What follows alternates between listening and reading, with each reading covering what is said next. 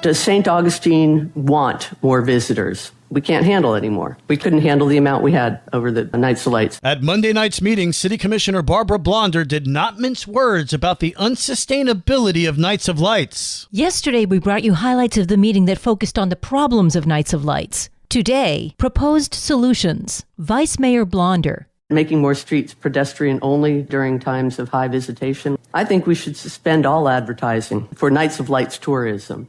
City Manager David Bertram wants to further limit where vendors can set up shop and use Francis Field for parking. Irrigation's going in now. As soon as it's done, we're going to reseed it. It should be prime for our spring event seasons. He presented the board with a list of short-term recommendations to be implemented for the 4th of July. Block vehicular traffic on Cathedral Place. Block through traffic on Treasury Street and make it pedestrian only. We'd like to lease the Bank of America parking lot. We're going to put about 100 portable bathrooms there. Put another 20 or 25 portable restrooms in the Tokes Place parking lot. These short-term recommendations would be sort of a trial run and would help the city bring into focus how much funding they should ask the Tourist Development Council for. Then it's on to long-term solutions. Dedicate a traffic lane for shuttles.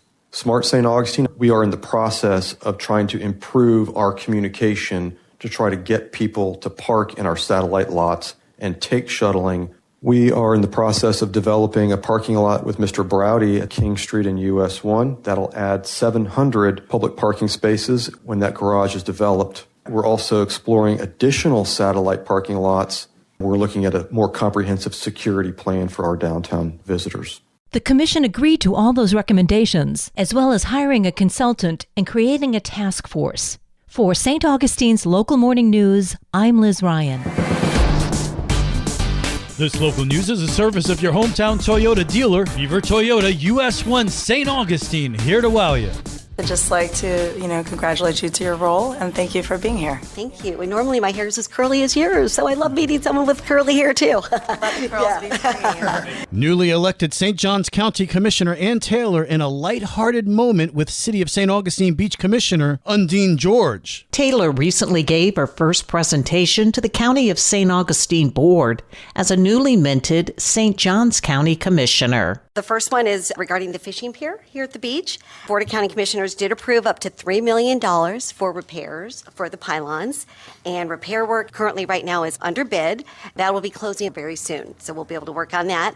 And we're still working with the Army Corps of Engineers for permitting. And then that'll be probably the biggest challenge. And then once we get all that, we'll know more about timing and that. Also regarding the fishing pier and the St. Augustine Beach Master Plan. The master plan was approved in the budget for fiscal year 25 for $195,000. And then the scope of it will call for engagement with the public and input, including engaging, of course, with your council as well. And there was more. And then the Ron Parker Park Drainage Study was funded in the fiscal year 2025 budget. And so we're going to analyze the parking lot drainage there and develop solutions for that area. St. Johns County Commissioner Ann Taylor. For St. Augustine's Local Morning News, I'm Karen Johnson. The mayor will be making remarks on Friday morning in front of City Hall when we do a wreath-laying ceremony commemorating the birth of Pedro Menendez, the City of St. Augustine's founder. The City of St. Augustine is preparing to honor the 506th birthday of Don Pedro Menendez, and Ponte Vedra Beach Club is making an upgrade that will impact more than just its members. City Communications Director Melissa Whistle says the event will be held in front of City Hall. On Friday morning at 11, the City of St. Augustine will be laying a wreath at the base of the statue of Pedro Menendez, our city's founder, and we'll also have some participation of our historic Florida militia will be dressed in costume.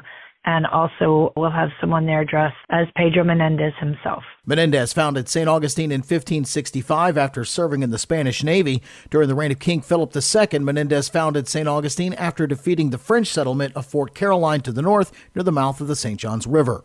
And in other news, the former Serenata Club, now known as the South Ponte Vedra Ocean Club, is opening a restaurant that will serve the public. The club will remain private, but the new owners, Linda Culhane Merritt and her husband Kevin, say they hope to restore the resort's reputation. The couple purchased the property less than a year ago. For St. Augustine's Local Morning News, I'm Daryl Moody. And now you're up to date with St. Augustine's Local Morning News. I'm Rich Carroll.